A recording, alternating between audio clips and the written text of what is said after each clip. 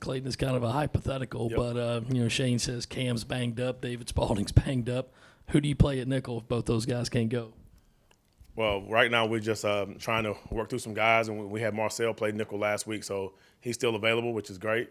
That's why we, throughout the fall camp and throughout the summer, we train about 4 guys to play certain positions, and I think this is when you need it the most, absolutely.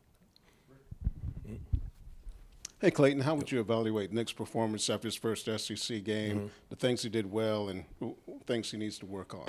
Yep, I thought first and foremost he had the right demeanor, the right mindset, and just approaching the game like it was like another game. And he didn't make it too big. He didn't get himself overexcited. I think that's half of the battle is the mental part.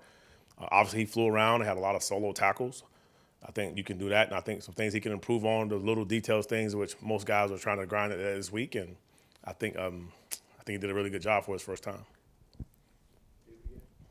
Kind of the same line of questioning there, Clayton. With Nick's been playing very well in place of RJ, but if RJ can't go or if RJ can go, do you still got to keep Nick on the field somewhere? I mean, has he earned that right to say even if Roderick gets back, you got to put him and worry somewhere else? Well, I mean, football on defense, we're always trying to find a way to get the best 11 on the field at all times, regardless. I mean, there's packages and there's other ways to get guys on the field, but just talking about Nick himself, I think he's doing a good job and working hard, and I know RJ is he's biting at the bit to get back, so we're excited to get him back. Georgia's got a tight end room that poses a lot of different challenges. You got Bowers, Gilbert, some different skill sets. How do you go about preparing for a group that can just do so many different things? Well, and then obviously most teams are going to have about 4 tight ends. I mean, Georgia they use all their tight ends, which is a really good job by them, using those guys' skill set. I think the most important thing is that we have to go out and make sure we get a line correctly. And when you're at practice, you have multiple guys obviously trying to replicate those their position. Clayton, Shane talks a lot about stopping the run, defensively being a priority. Mm-hmm. Obviously, Arkansas had some success on the ground. From a schematic standpoint, what can you do within that 4-2-5 defense to really fortify some of those issues you guys have had stopping the run? Yep. Obviously, we feel like we harp on it a lot, and there's multiple ways we can do some things. We just have to make sure it's the right fit, make sure it's the right thing that we can do for our defense. But we can obviously be multiple. We have to be more multiple against these kind of teams, especially a running quarterback team, and obviously a power team like Georgia. So we got to be very smart on how we go about this game.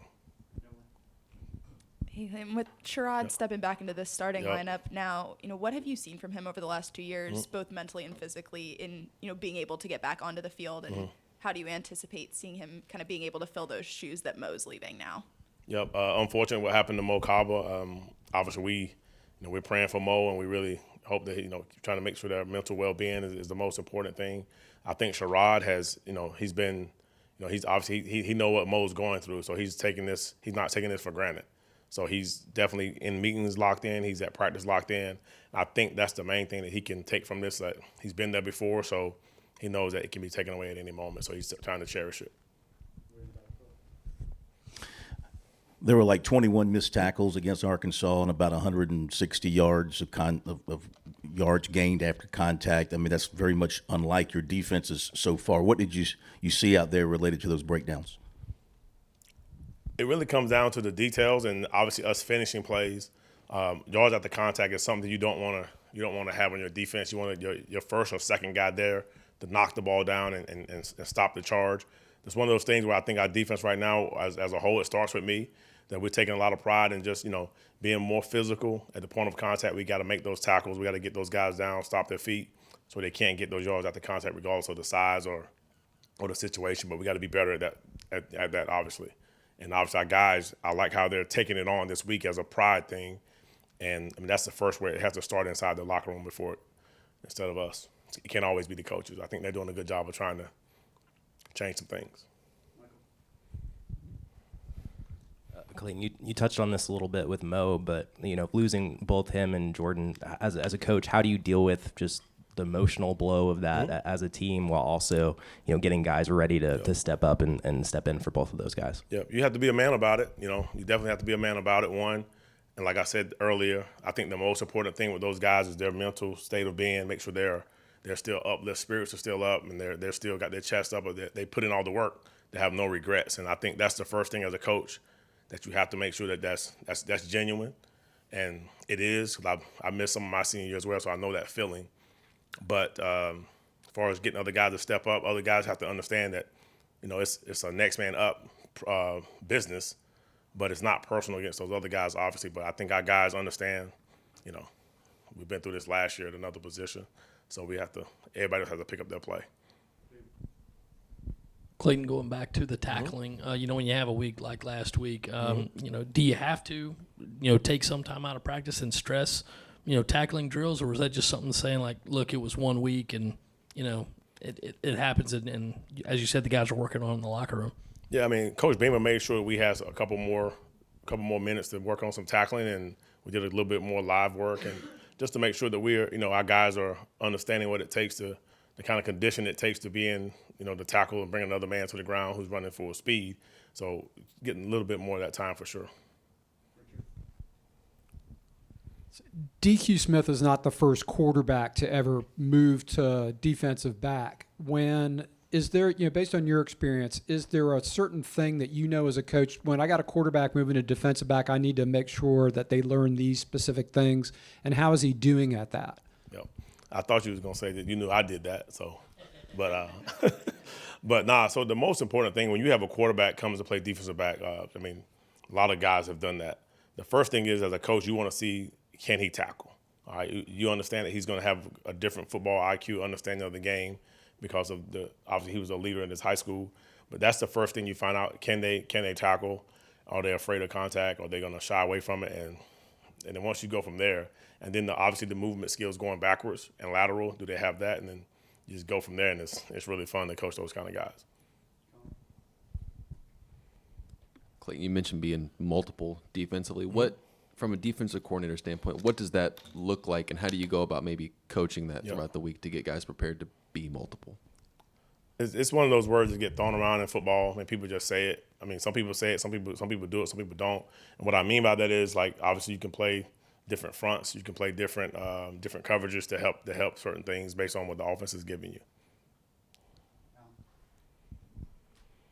Coach Beamer's talked a lot about depth, especially now with the injuries. What have you seen from the guys behind, Green and Edmond stepping in, like as Stone Blanton or Tyree Johnson, who might get more play? How have you seen that depth develop?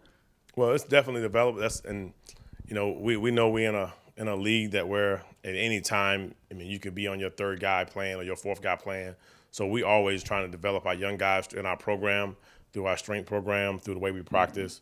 So for the most part, those guys are getting more reps at practice now, so you get to see more, and it's awesome to watch them run around. But we're excited to see the depth that you guys get a chance to see some of those guys play.